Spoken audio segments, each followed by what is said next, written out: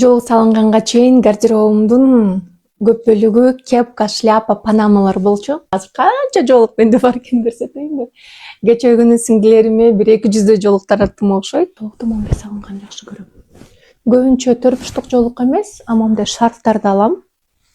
Анан шарфтын бирөөсүн мындай кылып арткага кетиребиз дагы, экинчисин айлантып туруп түйүп коебуз.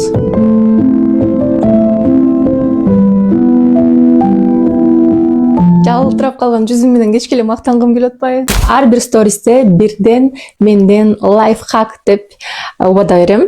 Бул стористин лайфхагында угадайте что деп коеюнбу? Анан өзгөчө ушул баш кийимдердин сонун жыттанып турушун каалайм да. Негизи эле ар бир кийимимдин ичинде бир сырдуу нерселер бар. Бирок бир гана кепкалар жакта мына ушундай сонун жыттуу самындын оозун ачып, жомалондуку коюп койгом. Кадимки эле самын бул жерде. Мына ушундай жыттанып турат, сонун болуп. Анан кепкалардын баардыгын мына ушундай кылып тизип койдум, себеби биринин үстүнө бири моундай кылып кийгизсең, кепкалардын баардыгы биришип калат, анан өзгөчө могу үстүндөгү жери жалпайып калышы мүмкүн. Козыректордун баардыгын туура кармап сакташ үчүн кепкаларды бул жактан мен эң жакшы көргөн кепкаларым. Кепкаларымды жогото эле албасам, белекке бербейм, жоготпогонго аракет жасайм.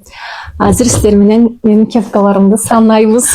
Бул менин жакшы көргөн кепкалардын бири Gucci бренди. Кепка курунда дагы мына ушундай жылан бар. Кур менен кепка, кепка менен сумканы окшоштуруп кийгенди жакшы көрөм. Так, бир кепка кетти. Так. Экинчи кепкам тууралуу айтып берейин. Көптөр эле ушул кепкаңды белекке берчи деп берет, бирок бере албайм. Etro Milano Италиянын эң белгилүү жакшы бренди. Бул кепканы мен жаңы эле айтып кеткендей сумкасы менен алгам. Бул жакта мына ушундай сумкасы бар. Фотосессия жасагам. Египеттен фотосессияларды жүктөгөм, эсиңиздерде болсо керек. Сатып алганыма 3 жылдай болуп калды. Бирок ушундай эле жапжаңы бойдон бир коллекция катары көрүнөт. Экинчи кепкам кетти. Эң жакшы көргөн панамам. Көбүн эсе жайында кийем.